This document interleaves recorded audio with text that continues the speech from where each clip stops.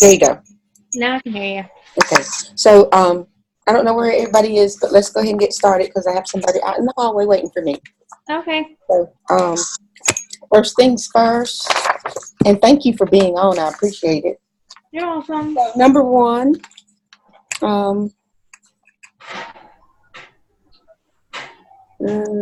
Dr. Weston wants to know, or she wants a list of those students who are going to join the face-to-face class for the low performance school visit.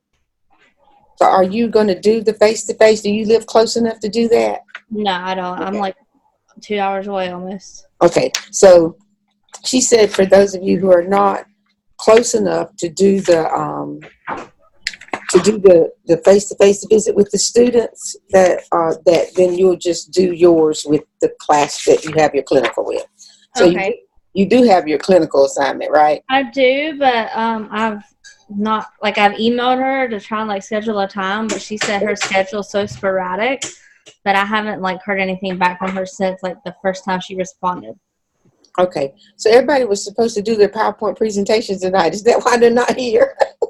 I don't know. Mine's finished. They sent me a few minutes ago. Okay, so was this PowerPoint the same as the classroom environment, or are they two different things? They're two different things. Okay, just want to make sure. They're two different things. So in the assignment drops, you'll see that I made a place for you to be able to drop this PowerPoint presentation, the one that you're doing for yourself, okay, for tonight. And then for next week's lesson, I want you guys to revise your lesson plans. And when you revise your lesson plans, I want you to consider the students that were in your class roster. So you go back to your class roster, and the students that need modifications and accommodations, you'll go back and you'll add those students into your lesson plan. Now that lesson plan is just the lesson plan that I just want to see. And I'm going to put it inside of the discussion board. So posted inside the discussion board is the information for, looking at the accommodations and everything and going back and tweaking your lesson plan. Also, don't forget to do the discussion board for October 1. I think Maggie was the only one in there, and it may be because I didn't stress that you guys were to do that lesson plan. So that discussion board. So catch up on that discussion board. And I was going to ask if everybody had their placements. Hi, guys. Oh, Stephanie. Hey. How you doing? Doing okay. How about yourself? I'm doing great. Listen, Dr. Weston wanted to know who was going to be joining the face-to-face class on the low performing schools visit. So do you live close enough to do that? I live in South Carolina. Okay, so you won't. Daphne. Definitely. So you won't be doing that either. No, ma'am. Okay, good deal. And I was just telling Stacy that for this week, what I need you guys to do is don't forget to complete the discussion board for October 1. And then the one that's due for the 15th is for you to redesign the lesson plan that you wrote. By the way, you guys did a really good job on the lesson plan. So just revise your lesson plan, but use the modifications inside of your class roster. Remember the class roster that you did and you plotted all your students' needs and so forth? I have a question about that. So I was reading through it, and the actual document that the the roster is in says something about meeting and going over the modifications together as a class. Okay, so I didn't see that. It says that for each grade level? You can, and then we'll go over together on Monday night before you begin suggesting modifications. Okay, so I'll have to go back through them, and I'll go over the modifications with you guys. So for this week, just go through and see what you think your students might need, and then we'll go over the modifications together. And like I said, it's not a grade. It's in the discussion board. And that's why I put it in the discussion board, because I don't want to give you something that you're not ready for or something that you don't quite understand. So yes, I can go through each of the rosters and make sure that I know what the modifications look like for each level. And then I will make a list of those and kind of help you guys along accordingly to do that. Okay. Okay. I thought your lesson plans looked really good, though. I thought they were very descriptive. So somebody's been letting you guys know that they need to be descriptive, and your review and focus are good. You're writing your standards well. A couple of the lesson plans had scaffolding in them. So I was really impressed with your lesson plans. What we're going to do, though, is we're going to take those lesson plans, of course, and extend them and start talking about the EdTPA vocabulary, and then take those lesson plans and put them inside of the EdTPA template, and we'll just continue to grow that lesson plan, okay?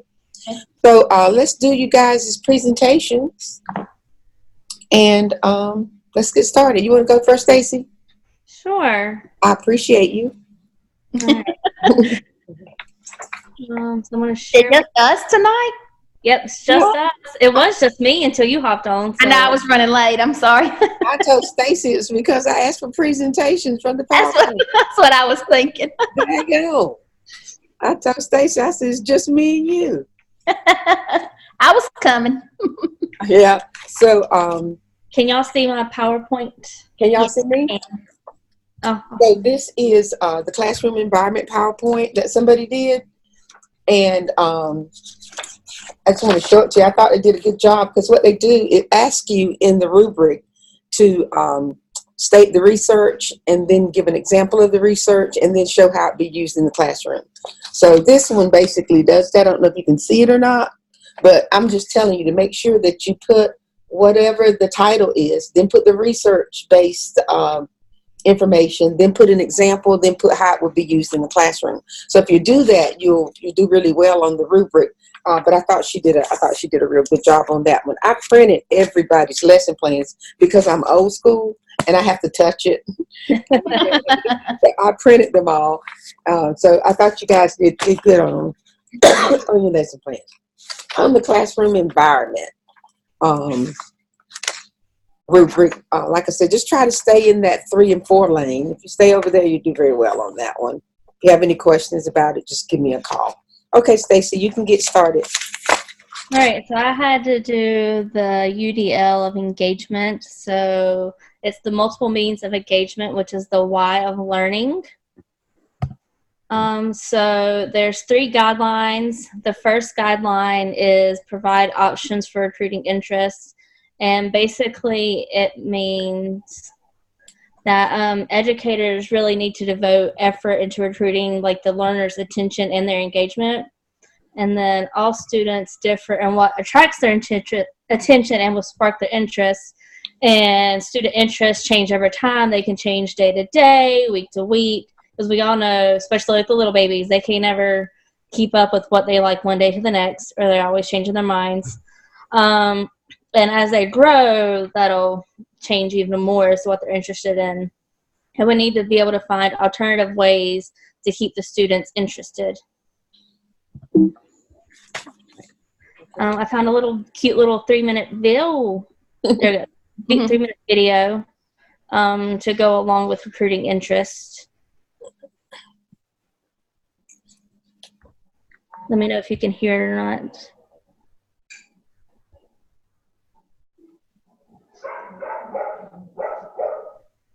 Provide options for recruiting interest. Optimize individual choice and autonomy. Give students some choice and autonomy in their learning. Give them as much flexibility as possible to choose how they're going to learn, how they get to express themselves in their learning, and how they can get things done. Optimize relevance, value, and authenticity. Demonstrate the relationship between the learning and their own lives and goals. Contextualize the learning to their own experiences and allow them to bring their diverse talents, beliefs, and knowledge to bear in expressing their learning. Showcase their learning to an authentic audience. Minimize threats and distractions. Keep the students focused on the learning and the task at hand. It has to be more interesting than social media or chatting with a classmate. Also, ensure their basic needs, such as hunger, fatigue, or fear of the learning environment, have been addressed. By meeting these basic needs, students can focus and devote their maximum attention on effort and learning. Check out the UDL guidelines available through the resources to go more in depth on each of these checkpoints. All right, so the first checkpoint is to optimize individual choice and autonomy. Basically, it means just that students need to be offered choices for how their learning objectives can be reached. And by offering the choices, they can develop self-determination, pride in accomplishment, and increase the degree to which they feel connected to their learning. And then the right kind of choice and level of independence must be optimized to ensure engagement. Some examples of implementing this in a classroom would be provide choices in things that the level of perceived challenge, the type or rewards of recognition available, the context or content used for practicing and assessing skills, the tools used for information gathering or production, the color design or graphics of layout, the sequence of timing or completion of subcomponents of tasks, and then to allow students to participate in the design of classroom activities and academic tasks, as well as let students be involved in setting their own academic and behavioral goals. I like your little graphic. Oh, that one? Yeah, I like that. So the next checkpoint is to optimize relevance, value, and authenticity. Students can be engaged by information and activities that are relevant and valuable to their specific interests and goals. Students are very rarely interested in information or activities that don't have any relevance or value to them personally. And one way that that's really important to gain student interest is to highlight the utility of relevance or learning and then demonstrate that relevance through authentic and meaningful activities.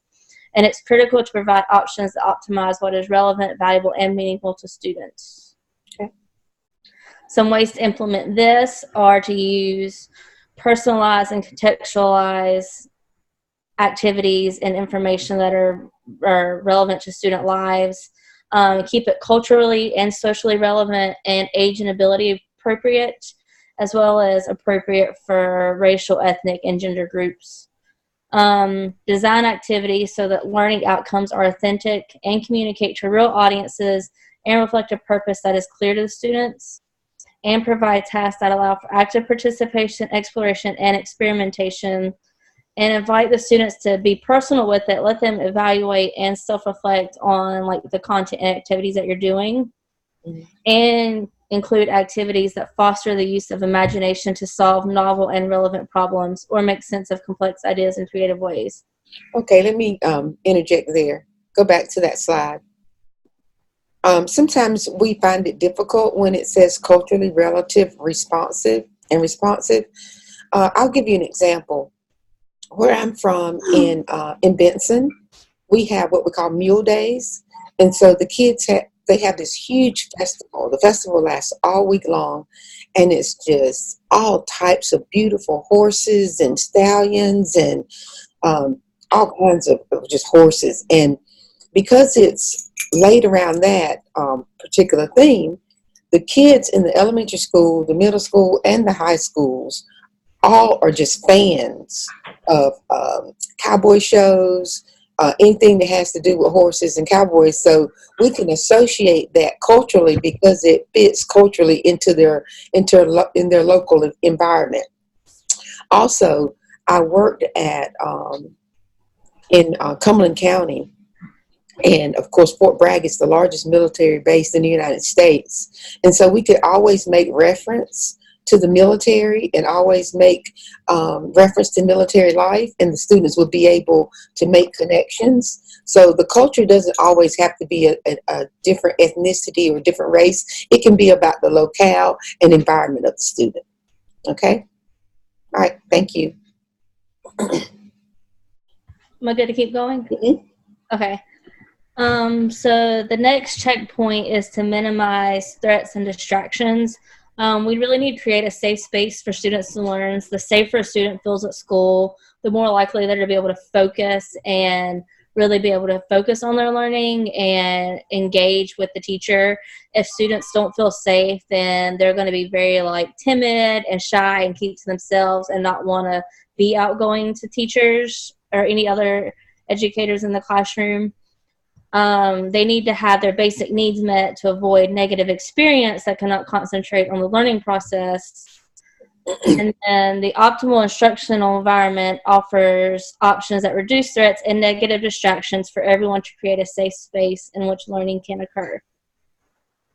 And you'll really notice students that don't feel like they're in a safe space, especially those that are hurt at home and getting abused, and then they come to school and that's like their one safe space they want to be, and so they never want to leave.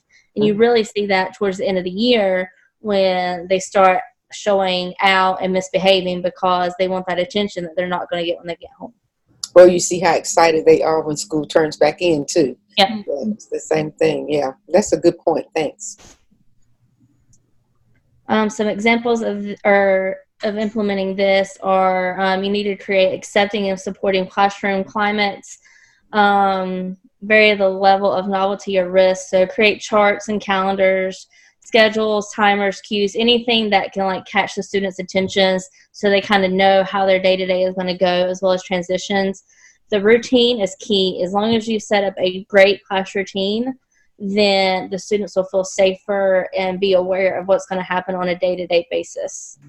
As well as using alerts or previews to help anticipate or prepare for changes in activities or schedules and novel events. Like we have one boy in my secondary class that has severe anxiety. So our teacher has to be aware of when fire drills are, because he needs to have on headphones and at the door ready to get out of the building. Otherwise he freaks out.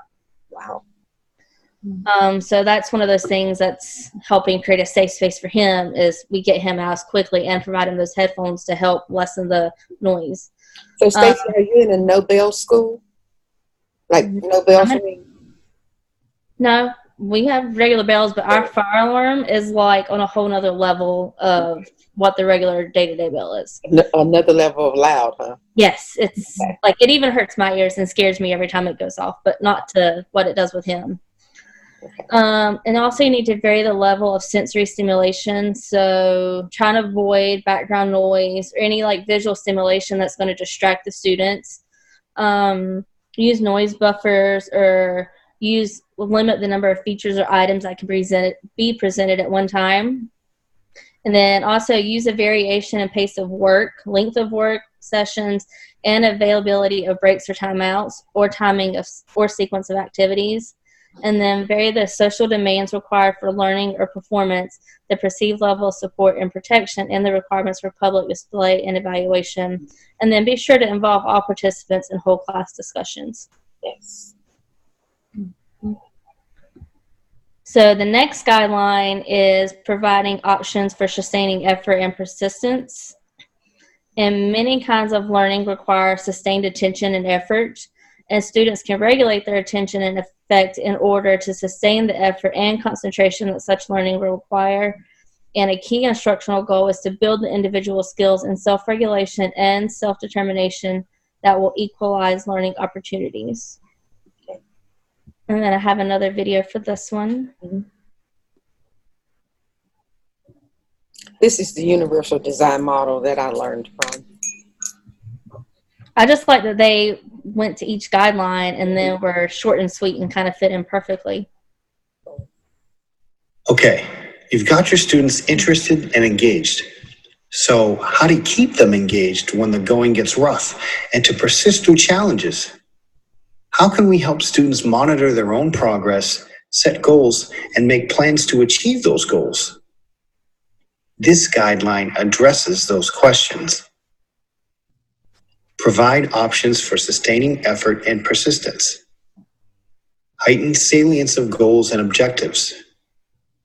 First, review the learning goals and objectives and make sure they are relevant to your students. Consider what they are trying to achieve and why it is important or interesting or even useful. Show them an example of a completed goal. For example, If the goal is to write a strong, persuasive essay, show them a really good persuasive essay. Explain what makes it good. You can do this through rubrics, annotations, and discussions. Vary demands and resources to optimize challenge. Make sure the learning goals are challenging enough to be worth pursuing, but without being so daunting as to inspire a fear of failure. Further, change how your students conceptualize failure by having them focus on process, effort, and progress toward accomplishing their goals. Use scaffolds to support growth. Foster collaboration and community. Collaboration and communication are two of the 4 big C's of 21st century learning. Allow students to collaborate. Facilitate that collaboration so that each student benefits from being part of the group. Set norms, roles, and expectations for groups, and meet with them to discuss their goals and objectives, as well as their experiences in the process. Increase mastery-oriented feedback. Learning for mastery is focused on continued improvement rather than a predetermined level of proficiency. To foster learning for learning's sake, emphasize the role of effort over innate ability and improvement. If students see their abilities as fixed, they are less likely to set challenging goals or persist through difficulty.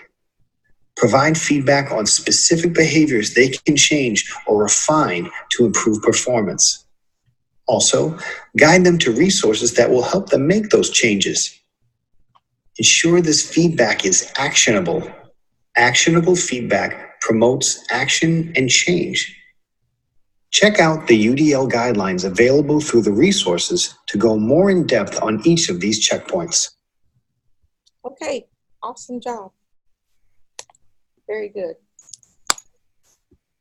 All right, so then the first checkpoint of this guideline is to heighten the salience of goals and objectives.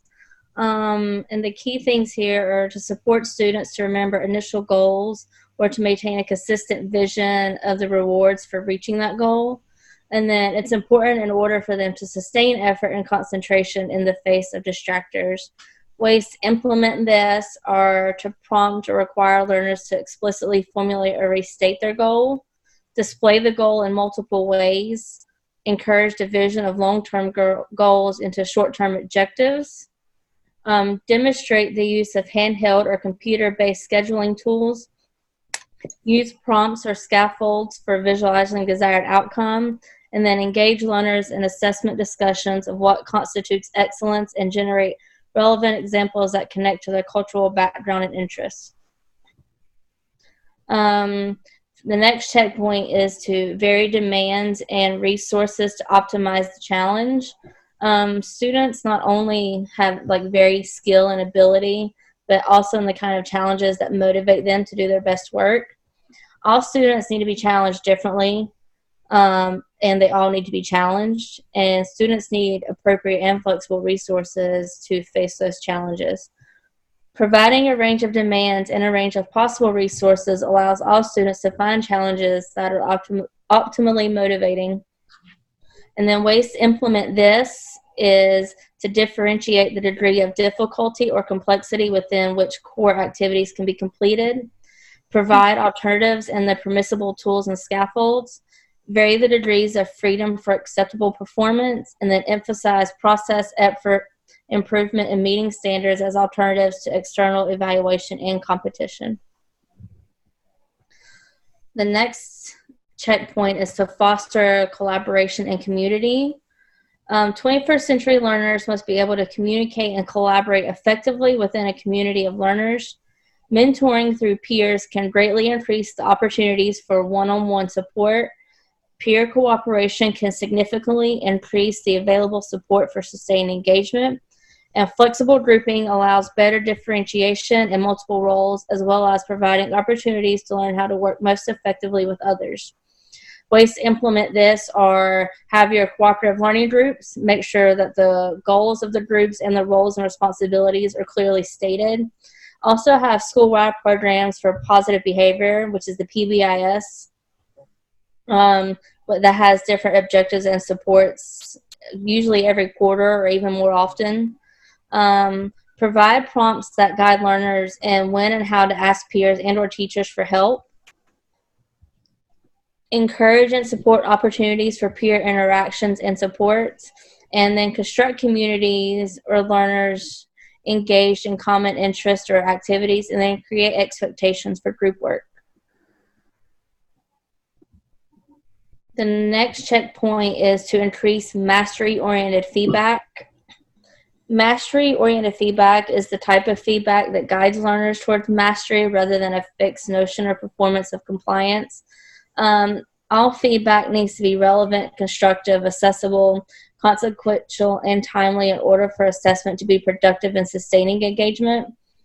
And then you really need to emphasize the role of effort and practice rather than the intelligence or inherent ability as an important factor in guiding learners towards successful long-term habits and learning practices. Ways to implement this in the classroom are to provide feedback that is encouraging to students and focuses on the development of their efficacy and self-awareness. Provide feedback that emphasizes their effort, how they're improving, and if they achieved a standard rather than just how they did overall. Give feedback frequently, timely, and be specific with it. And provide feedback that is substantive and informative rather than comparative or competitive. And then give feedback that models how to incorporate evaluation, including identifying patterns of errors and wrong answers into positive strategies for future success.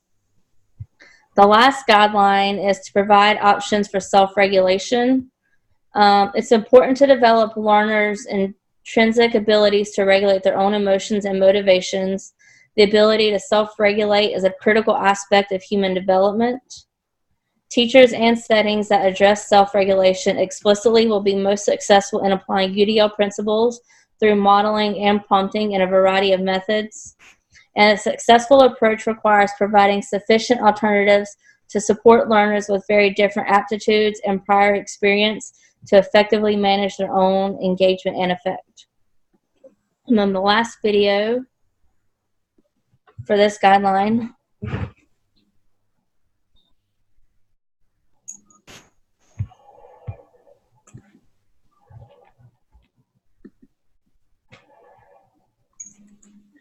This guideline instructs us to provide options for self-regulation. Self-regulation is a cycle of setting goals, monitoring progress towards those goals, and then reflecting on performance. Each stage of the cycle informs the next. Promote expectations and beliefs that optimize motivation. So, how can we promote expectations of success? Teacher expectations are one of the most powerful influences on student performance. Facilitate and model goal setting.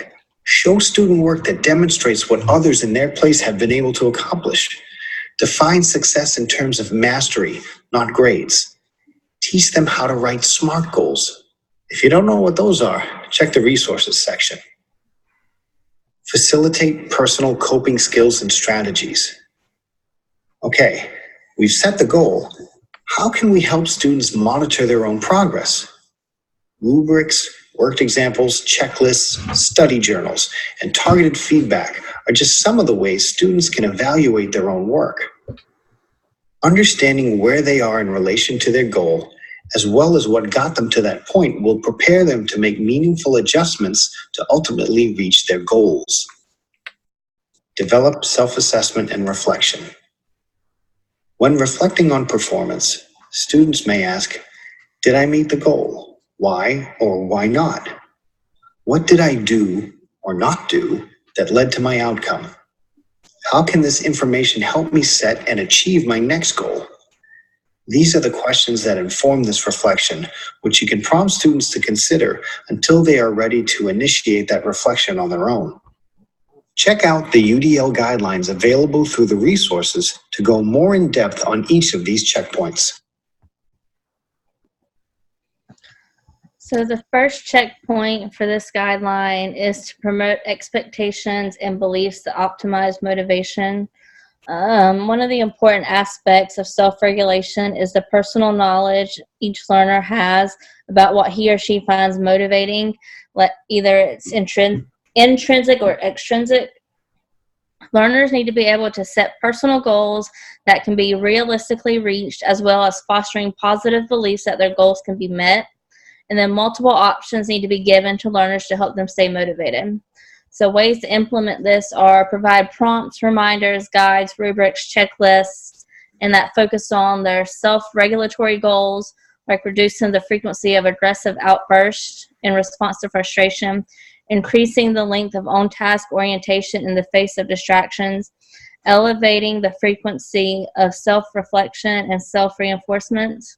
You can also provide coaches, mentors, or agents that model the process of setting personally appropriate goals that take into account both strengths and weaknesses, and support activities that encourage self-reflection and identification of personal goals. And that's where you'll see a lot of information on student behavior plans as well, if they have those in place. The next checkpoint is to facilitate personal coping skills and strategies. Provide a model of self-regulatory skills is not sufficient for most learners. They need sustained apprenticeships that include scaffolding. Reminders, models, checklists, and so forth can assist learners in choosing and trying an adaptive strategy for managing and directing their emotional responses to external events or internal events. And scaffolds should provide sufficient alternatives to meet the challenge of individual differences. Some examples of this include provide differentiated models, scaffolds, and feedback for managing frustration, seeking external emotional support, developing internal controls and coping skills, appropriately handling subject-specific phobias and judgments of natural aptitude, and use real-life situations or simulations to demonstrate coping skills. The next checkpoint is to develop self-assessment and reflection. Learners need to learn to monitor their emotions and reactivity carefully and accurately. Individuals differ considerably in their capability and prosperity for metacognition, and some learners will need a great deal of explicit instruction and modeling in order to learn how to do this successfully. For many students, just recognizing that they are making progress towards greater independence is highly motivating. One of the key factors in learners losing motivation is their inability to recognize their own progress. So if students don't see that they're progressing and how they're behaving, then they're going to stop trying to behave and they're just going to backtrack. And then learners need to have multiple models and scaffolds of different self-assessment techniques so that they can identify and choose ones that are optimal. And then ways to implement this are to offer devices, aids, or charts to assist individuals in learning to collect, chart, and display data from their own behavior for the purpose of monitoring changes in those behaviors. You can see that as like clip charts in the classroom, students that have their smiley faces or frowny faces in their agendas every day, sticker charts for some kids. There's all kinds of things that you can use. And then use activities that include a means by which learners get feedback and have access to alternative scaffold that support understanding progress in a manner that is understandable and timely. And I got all of my information from the UDO guideline book. Okay, great. I had a couple of comments. We were talking about feedback. Sometimes we have a hard time giving feedback because sometimes we talk in deficits, and that when we're giving students feedback that we don't talk to them in a deficit so that they don't feel like they can't grow. And then I was going to ask you, do you guys have PBIS at your school? Yes. Is it implemented effectively? Yes, ma'am. Good. All right. And we were talking about students being able to monitor and be able to watch their growth and for us to display their growth. My brother is a principal in brother-in-law, I'm sorry, is a principal in Cumberland County, and his 3rd and 4th graders use data notebooks, and they chart their own progress in their data notebooks, and they know where their goals are. And I think that's just the coolest thing, that the instructional coaches have them and the teachers have them charting their own data. And when you come into their classroom, they're so proud to pull out their notebook and show you where they are. So very good. Awesome. Stephanie? Okay. Need to share my screen. Hi, Maggie. I don't know. Where did was that a new number? Where did it come from? Where'd y'all get it from? It was under the Zoom information or something like that. I don't know. I tried all of them until I found one that logged on. Okay. Isn't it that one that is where it says click here to find Zoom, or the one? Well, when I did that, no, it's not that one, because it said this ended October 20 or August 27th or something. Did I put it in the link today? Mm-mm. In the I had to go and copy and paste one in like the Zoom information. They have like the recordings listed out as well. Okay. There was one there that I tried. Okay. All right. Well, maybe that's what it is. Sorry. All right, can y'all see my screen? Mm-hmm. Okay, so I had differentiation, and I'll be looking, guys, to see if anybody emailed me to ask, because I have two screens here to ask. okay. Okay. So this is just a little cute word scramble that I found that kind of gives, I thought, a very good just breakdown of some vocabulary that describes differentiation, like planning, positive behavior interventions, differences, PBIS that Stacy mentioned several times, observe, proactive strategies, collaboration, environment, similarities, professional learning, create a positive classroom, and support, positive behavior support, understand, instruction, defining, and teaching, which all of those basically describe differentiation. So what is, hold on one second, let me move y'all over, I can't see my screen. Okay, so what is differentiation? It is designing instruction that meets all students' needs. Differentiation is a wide range of strategies and techniques that teachers use to instruct a diverse group of students.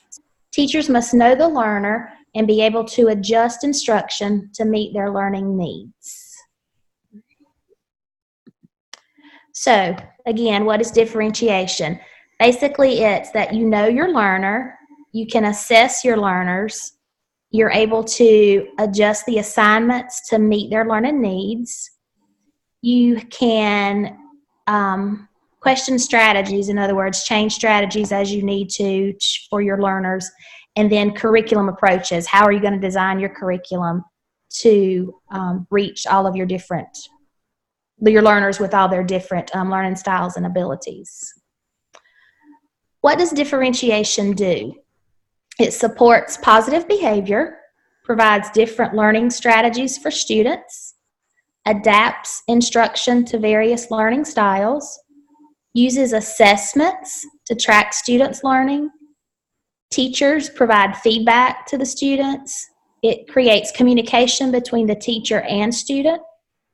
It creates student involvement, promotes flexible instruction, and aligns with PBIS, which stands for Positive Behavior Intervention and Support. Okay, so again, basically, differentiation is where we adjust instruction and assessments to meet individual student needs. There's several different methods that can be used for differentiation. I chose these 7: flexible paced learning, collaborative learning, progressive task, digital resources, verbal support, variable outcomes, and ongoing assessment. And to break them down individually, the first one is the flexible paced learning. Basically, students are allowed to complete a task at a pace that is comfortable for them. So not all students can absorb the information and learn it and understand it at the same pace. Some students are fast-paced when they're given an assignment or instruction, and some students are slow-paced. So for your fast-paced students, you can give them extension assignments, and that allows your slow-paced students to have adequate time to complete the task without feeling rushed. All right. Collaborative learning. Basically, you can form mixed ability groups that promote collaboration and learning from peers. Collaborative learning enhances students' confidence and allows lower ability students a way to participate and feel valued. So basically, the students are helping each other learn and grow. Progressive task allows students to focus on the level of questions or task that is appropriate for their learning ability. So don't just always give assignments or questions that it's either this answer or it's wrong. For example, a worksheet that starts out with easy questions and progressively gets harder. The students that move quickly can progress to the harder level questions, while the slower students continue to work on the questions that fit their ability level. Progressive learning creates a balance for all types of learners. All right. Digital resources. Digital resources in the classroom with mixed abilities allow students to use different avenues for learning. Possibly it could go either way, some of your lower students or your higher students, if they can actually work, say, on their iPads or their laptops, it might hold their attention longer, or it creates a different avenue for them to be able to explore and understand the material better. It allows for different tools to be used and produce the same learning outcome. Some lower ability learners will adapt to using iPads and laptops to understand the concepts. And verbal support. It's very important that there's verbal dialogue between the teacher and the student. That's very essential to differentiation. The teacher can identify different learning abilities and styles by communicating with the student. Teachers can ask questions that help to understand the student and what they need. So just by the teacher talking to the student and asking questions, they can get a feel for what level they are and the needs that they might have that the teacher can adjust to help with. Variable outcomes allow students to have flexibility with the right answer to a question. You should design tasks and questions that allow the student to answer with a more personalized result. This will allow students with mixed abilities to arrive at an answer that meets their learning level.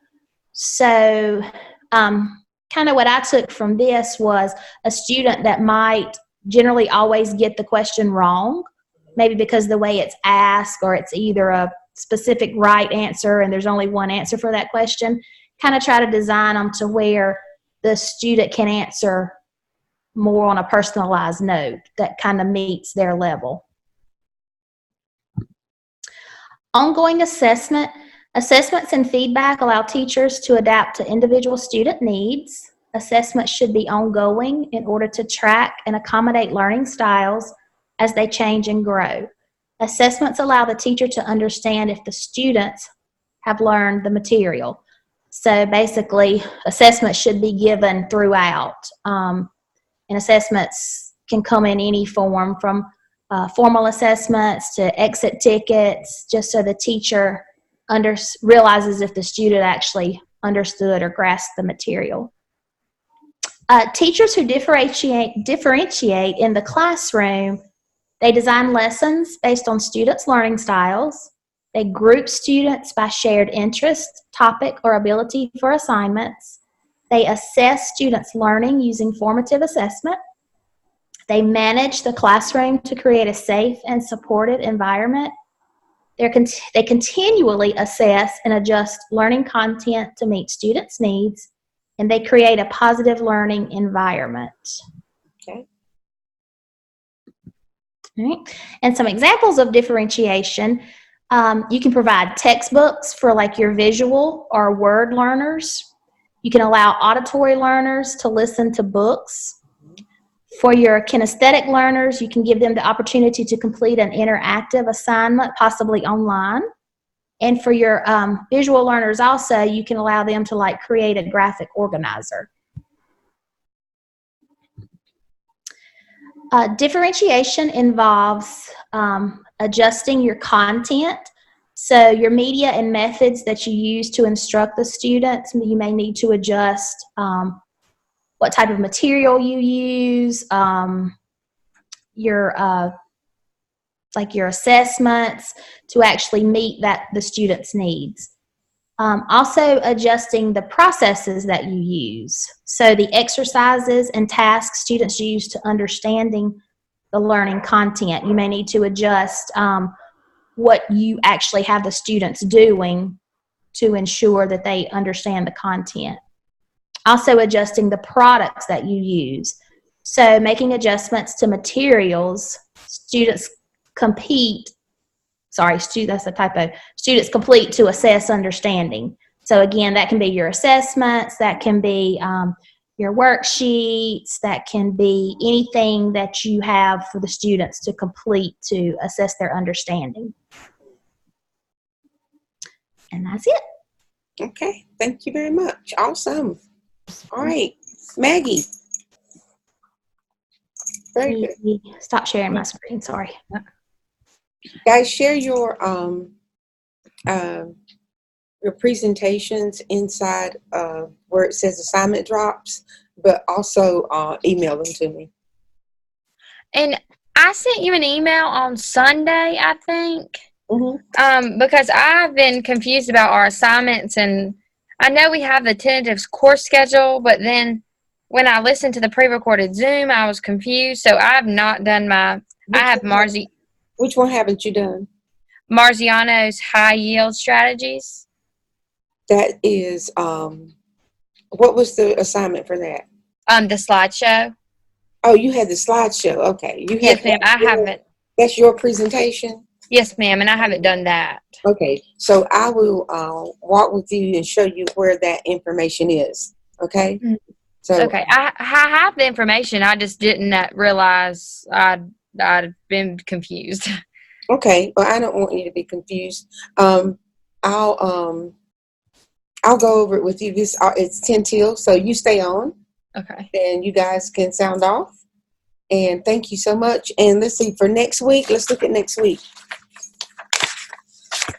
And guys, you're just going to have to, at the, maybe in a couple weeks, I'm just going to give you guys like an email survey. And you guys tell me how to get better, because I know it's grueling for you guys, it being my first online class. So I know you guys are just saying, Jesus Christ. But just work with me. And like Maggie just said, you just have to tell me when you're confused. But I'm going to ask you guys to just give me some feedback on how to get better. Okay? And we all can improve, and God knows I can improve on my own. I'm confused on, is the classroom environment due tonight? Because I've semi-started on it, but I was trying to get the other one that I just presented finished, so I haven't finished it yet. Like I told you guys, I'm not one of those persons, or I'm not going, unless it's like extremely late and you just wait till the middle of the semester or something, do something. I'm going to work with you. You guys work with me, I'll work with you. Okay. Just have it done next week if you get a chance. Okay. Or if you have questions, just let me know. But yeah, just make sure you go to the discussion board and answer discussion board. I think it was October 1st. I saw Maggie's. Maggie's was on there. And then for the 15th, for tonight, make sure you've got the PowerPoint and the classroom environment. And then for the 15th, read chapter 1 and complete the quiz.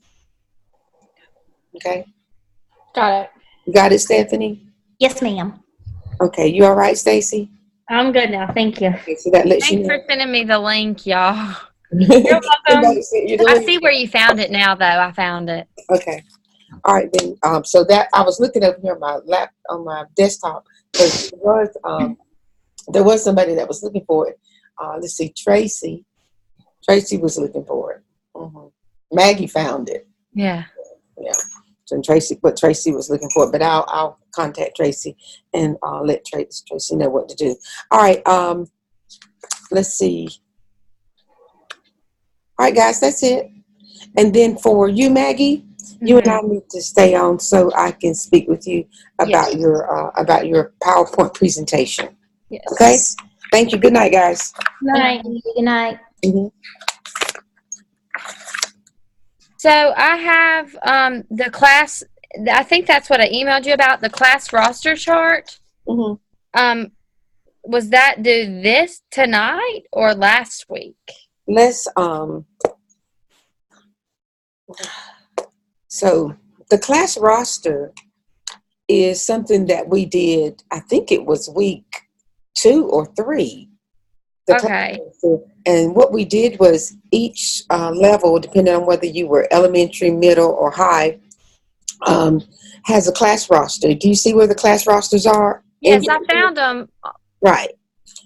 And then once you find your class roster, once you click on it, there's a scenario there. You read the scenario, and beneath the scenario are all the modifications or the descriptions of the students and their Lexile levels and so forth. And what you're doing there's no specific right and wrong answer. You're just trying to decide, okay, which accommodation would I give Joey?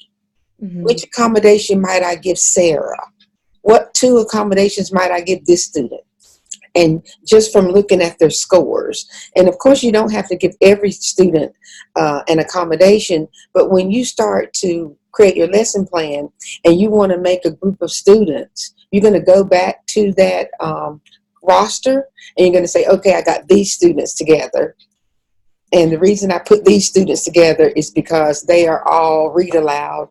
The reason I put these students together because they are, you don't always have to make homogeneous groups, but you might make heterogeneous groups. But you want to know why you're putting students together in specific groups. And you don't have to use all the students on the roster because there's a lot of students on the roster, but you do need to be able to pick out some students that you can actually talk about or be pinpointing different strategies for when you actually write your lesson plan. So that you have some students to work with and you're just not like writing a lesson plan for just anybody. So you want to know who you're writing the plan for. Does that help any? Yes, ma'am. I'm on, I've done it. I'm on about child number 11. But on the tentative course schedule, it said it was due October 1st. But then I just got confused when I listened to the pre-recorded meeting. So, I mean, I've started on it, but should I go by the tentative course schedule? I have it on the tentative. I'm looking at the tentative course schedule. I didn't see that that I had asked for. It just says October 1st, draft of 6-point lesson plan, and then complete the class rosters chart. Oh yeah, that was supposed to be the UDO checklist. I'm sorry. Yeah. Oh, okay, okay. So I'll fix that. I'll do both then. It's the UDO checklist. Okay. I hadn't seen that mistake. Okay. That. So that helps me out. So I'm working on the class roster and then the UDL checklist. And then I'm also working on the keynote from tonight. My presentation from the high yield strategies. That's right. And I have the information about that right here. And then also I've got which I think I added this in my email. I just, received my placement last Tuesday. And so with my work schedule, I'm going next Tuesday, and then I'll go the consecutive 3 Tuesdays. It's just what worked out with my classroom I'm in and my work schedule. Okay. So for that, I'm working on the classroom environment task, the observation 1, and I think that's it. And then I'm also working on my chapter 1 quiz. Is that correct? Okay. It's quite a bit. But I'm just going by the assignments that are actually already inside the course. So I'm not adding anything. Those are the assignments that we actually have. Okay. Do you live close enough to go with the face-to-face class on the low performance school? Dr. Weston was asking about which of my students would be able to go, but I guess it depends on who lives close enough to go. Yes, I'm only about 20 minutes from Gardner Webb, but I work at a Bloom Child Development Center right down the road from Gardner Webb. And it's a very small center, so we're pretty short-staffed. So when is the visit? I would just have to ask them. I'd have to shoot you an email forward you Dr. Weston's email. I'm not sure that date. I do believe it's soon, though. So I'm looking at the tentative complete the class rosters chart. Oh, yeah, I see that now. Yeah.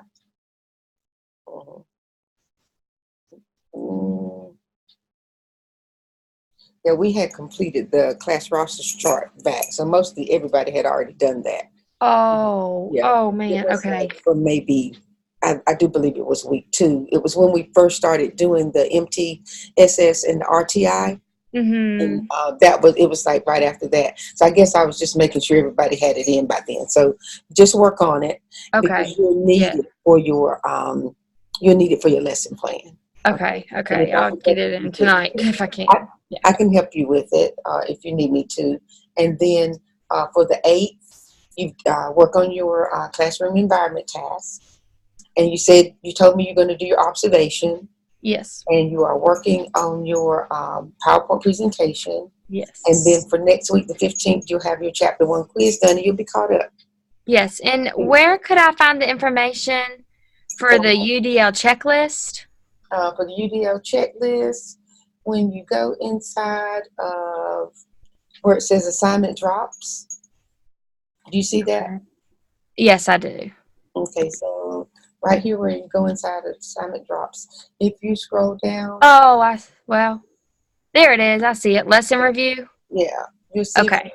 there, and I have a link there to help with it. Okay. Yes, I see that. Okay. Yeah, checklist and review. Yes, I got it. And this is only my second semester in online classes. I just transferred to Gardner Webb last fall. So I just became online last semester. Well, that makes me feel good because I'm just kidding here. And so anything you want to ask me, Maggie, anything. Okay. Don't feel stressed out or anything because like I said, you guys are going to help me get better. Okay? I've never been so behind. I've got all my notes. Let me give you my cell number. You can text me Okay. 910 Okay. 818 Mm-hmm. 7503. I'm Okay. in the email now, so I'm going to see if I can tell when that low performance visit is. Hold on just a second. Okay. Okay. So